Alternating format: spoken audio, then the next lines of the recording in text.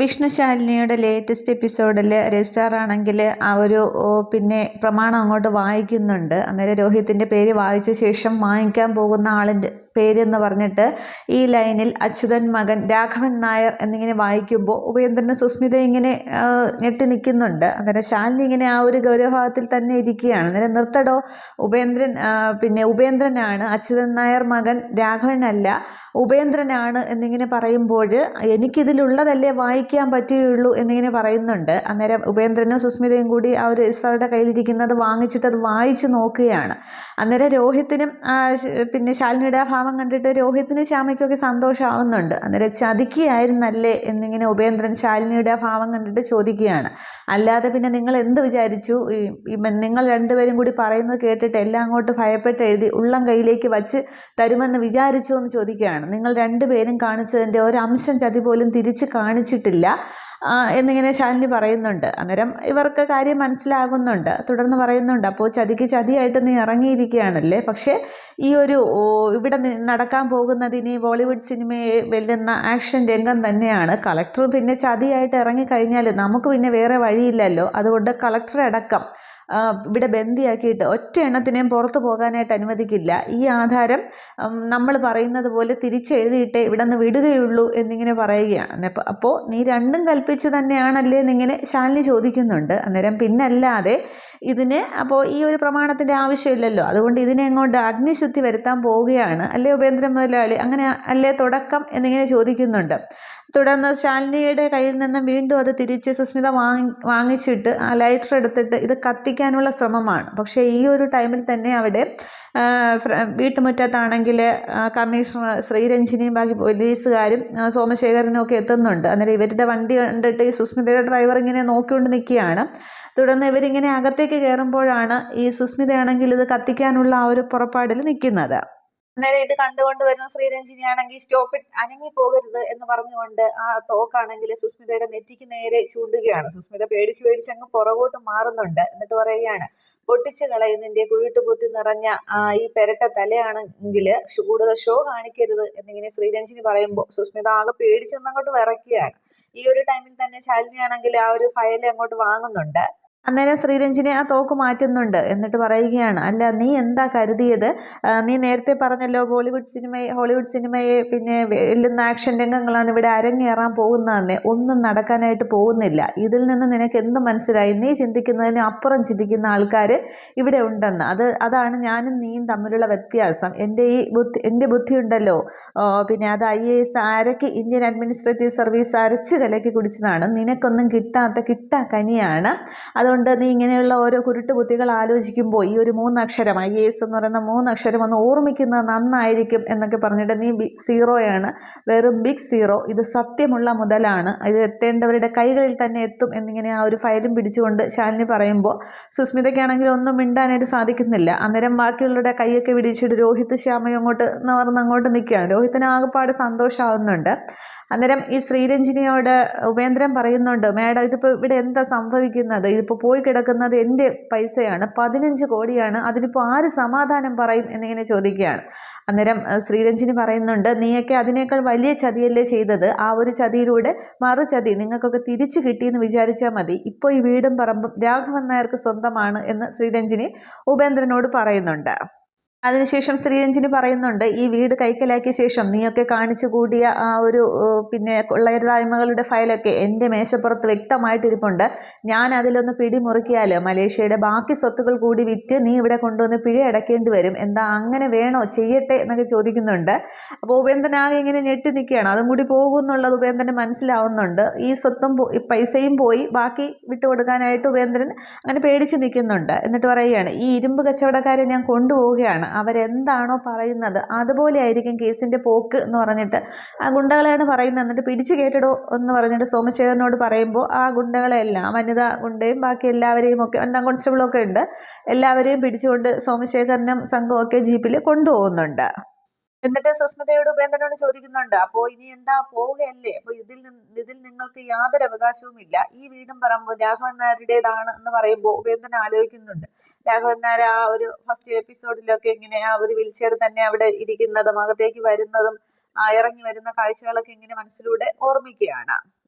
ഇനി അവർ പറയുന്ന മൊഴിയുടെ അടിസ്ഥാനത്തിലായിരിക്കും നിങ്ങളുടെയൊക്കെ ഭാവി എന്ന് ഒന്നുകൂടി ഉപേന്ദ്രനോട് സുസ്മിതയോടും ശ്രീരഞ്ജിനി പറയുന്നുണ്ട്. അന്നേരം ശാലിനി ഇങ്ങനെ വിജയിച്ച മട്ടില്ല ഫയലും ഇങ്ങനെ കറക്കി സുസ്മിതയെ തന്നെ നോക്കി നിൽക്കുന്നുണ്ട്. അന്നേരം പരാജയം സംഭവിച്ച ആകെ മാനം കെട്ട് സുസ്മിതയും ഉപേന്ദ്രനും അവിടെ നിന്ന് ഇറങ്ങി പോകുന്നുണ്ട്.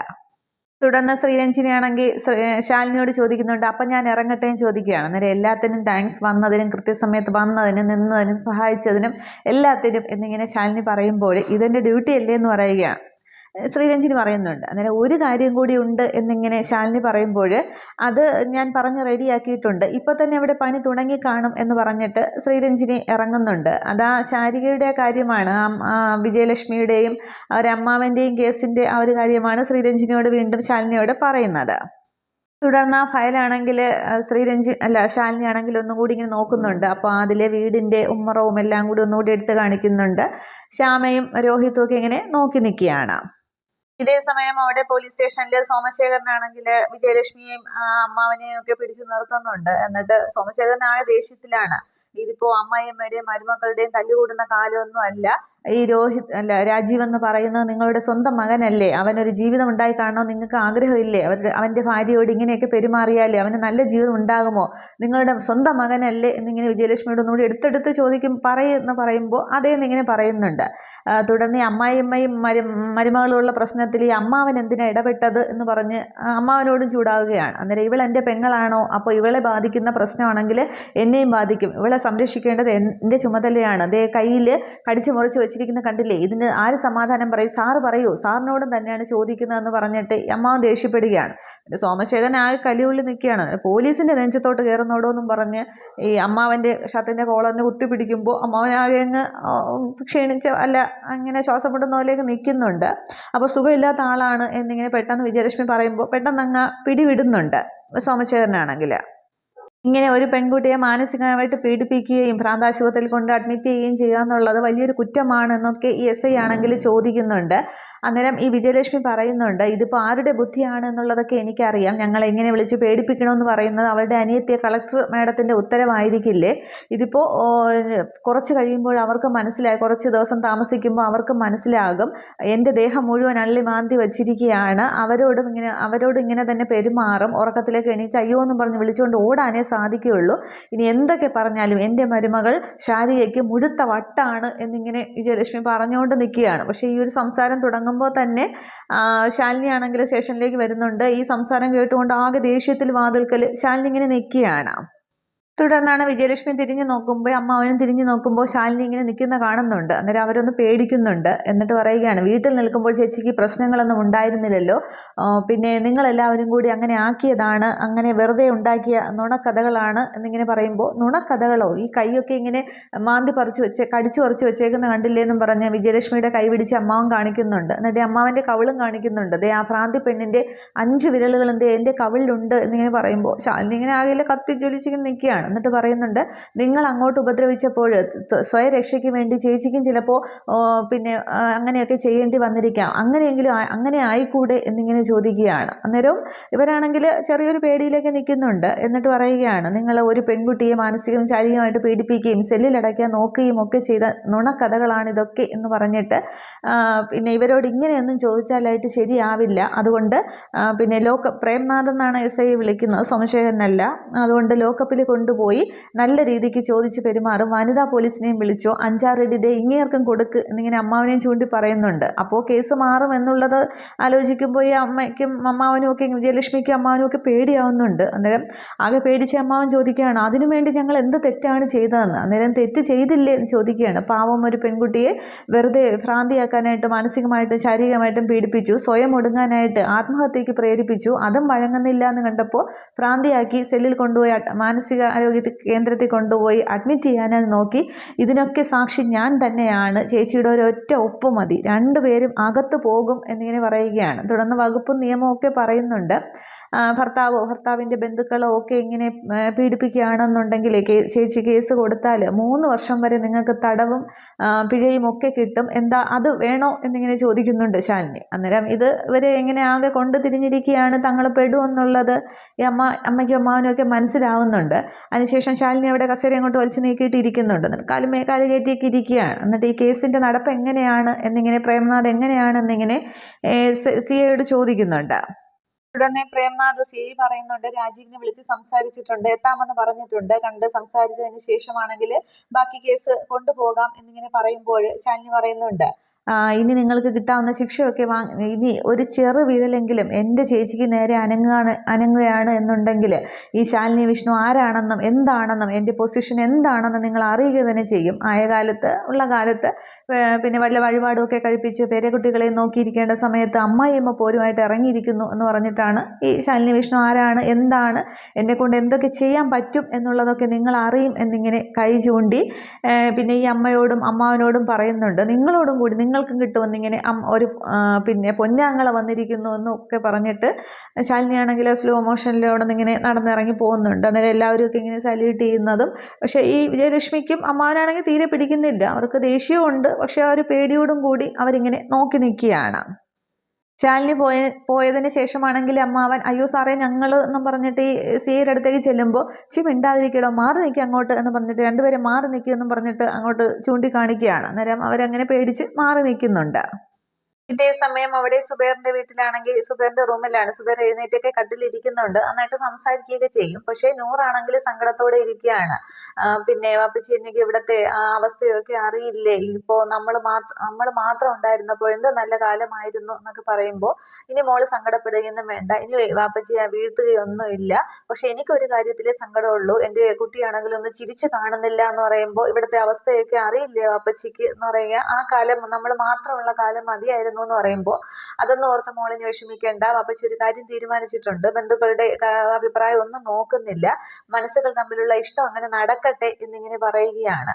അന്നേരം പിന്നെ നൂറിന് സന്തോഷമാവുന്നുണ്ട്. വാപ്പച്ചി മനസ്സുകൊണ്ട് സന്തോഷത്തോടെയാണോ പറയുന്നതെന്ന് ചോദിക്കുകയാണ്. എന്തായി പറയുന്നതെന്ന് ചോദിക്കുമ്പോൾ, ഞാൻ പറയുന്ന അത് തന്നെയാണ്, മോളുടെ ചെക്കനോട് ഇങ്ങോട്ട് വരാൻ പറയും, നമുക്ക് കാര്യങ്ങളൊക്കെ സംസാരിച്ച് ഒരു കരയ്ക്ക് എത്തിക്കാം, അവനോട് വരാൻ പറയും, അത് തന്നെ നടക്കട്ടെ, അപ്പച്ചിക്കും സമ്മതമാണ് എന്ന് പറയുമ്പോൾ നൂറങ്ങ് ചിരിക്കുന്നുണ്ട്. അപ്പോൾ എനിക്ക് സന്തോഷമായി അപ്പച്ചി എന്നും പറഞ്ഞ് സുബൈറിൻ്റെ കൈയൊക്കെ ഇങ്ങനെ പിടിക്കുമ്പോൾ, എനിക്കിനി മയ്യത്തായാലും വേണ്ടില്ല, എൻ്റെ മൊഞ്ചത്തി പെണ്ണൊന്ന് ചിരിച്ചു കണ്ടല്ലോ എന്നിങ്ങനെ സുബൈർ സന്തോഷത്തോടെ പറയുന്നു. നൂറിനും സന്തോഷമാവുന്നുണ്ട്. അങ്ങനെ അനൂപിനോടൊപ്പം നൂറിനെ വിവാഹം കഴിപ്പിച്ച് കൊടുക്കാമെന്ന്, വിവാഹം കഴിഞ്ഞെങ്കിലും ഒരു ജീവിക്കാൻ അങ്ങനെ ഒരു ബന്ധത്തിന് അവിടെ സുബൈറാണെങ്കിൽ അവിടെ സമ്മതം നൽകുകയാണ്. തുടർന്ന് ശാലിനിയും രോഹിത്തും കൂടിയാണെങ്കിൽ രാഘവൻ നായരുടെയും ഭാമയുടെയും വീട്ടിലേക്ക് വരുന്നുണ്ട്. അന്നേരം ഉമ്മർത്ത് രാഘവൻ നായരുണ്ട്. സത്യഭാമയാണെങ്കിൽ അകത്ത് ഇങ്ങനെ തുണിയൊക്കെ മടക്കി വെച്ചുകൊണ്ടിരിക്കുകയാണ്. അന്നേരം ഭാമയെ ഇങ്ങോട്ട് വന്നേ എന്ന് ഇങ്ങനെ വിളിക്കുമ്പോൾ, എന്തിനാ ഇപ്പോൾ കിടന്ന് വിളിക്കുന്നത്, കട്ടൻ ചായക്കായിരിക്കും, ജോലി ചെയ്യാൻ സമ്മതിക്കില്ല എന്ന് പറഞ്ഞ് ഭാമ തൻ്റെ ജോലി ചെയ്യുന്നുണ്ട്. അന്നേരം വീണ്ടും രാഘവൻ നായർ വിളിക്കുകയാണ്, ഇങ്ങോട്ട് വന്നേ, ആരൊക്കെയാണ് വന്നിരിക്കുന്നത് നോക്കിക്കേ എന്നിങ്ങനെ പറയുമ്പോൾ ആരാണെന്നറിയാൻ വേണ്ടി സത്യഭാമ ഇറങ്ങി വരികയാണ്. അന്നേരം രോഹിത്തിനെയും ശാലിനിയെയും കാണുന്നുണ്ട്. ഇവർ ആകെ സന്തോഷത്തേക്കാണ്, സത്യഭാമയെ അല്ല രാഘവൻ നായരും രോഹിത്തും ശാലിനിയും ഒക്കെ. പക്ഷെ രോഹിത്തിനെ കാണുമ്പോൾ ഭാമയുടെ മുഖം ഇങ്ങനെ ആകെ ദേഷ്യത്തോടെ ഇങ്ങനെ നോക്കി നിൽക്കുകയാണ്. ഇത്രയുമേ എപ്പിസോഡിൽ കാണിക്കുന്നുള്ളൂ. അപ്പോൾ ഇനിയാണ് രോഹിത്ത് പറയും, അവിടെ നഷ്ടപ്പെട്ടതൊക്കെ തിരിച്ചു കിട്ടി, ശാലിനി തിരിച്ച് വാങ്ങിച്ചു അതെന്ന് പറഞ്ഞിട്ട് ഈ ഫയൽ കൊടുക്കാൻ പോകുമ്പോൾ സത്യഭാമ അവിടെ വേണ്ടാന്ന് പറയുകയാണ്. പക്ഷേ രാഘവൻ നായർ അത് വാങ്ങുകയാണ് ചെയ്യുന്നത്. എനിക്ക് വേണമെന്ന് പറഞ്ഞിട്ട് താൻ അധ്വാനിച്ചുണ്ടാക്കിയ ആ ഒരു മുതൽ നഷ്ടപ്പെട്ടത് തിരിച്ച് വാങ്ങിക്കുകയാണ് ചെയ്യുന്നത്. അവിടെ ഭാമ പിന്നീട് എതിർത്തൊന്നും പറയില്ല. പിന്നെ അടുത്ത എപ്പിസോഡിലാണ് വിഷ്ണു ഡ്രൈവറായിട്ട് വരുന്നത്. ബാക്കി ഇനി ഉപേന്ദ്രനും സുസ്മിതയും ഒക്കെ കുറച്ച് കാലത്തേക്കൊന്നും അടങ്ങുമായിരിക്കും. ഇനി ബാക്കി ഇവരുടെ സീനുകളൊക്കെയാണ്. അതൊക്കെ എന്താണെന്ന് അടുത്തടുത്ത എപ്പിസോഡുകളിൽ കാണാം. Okay, thank you.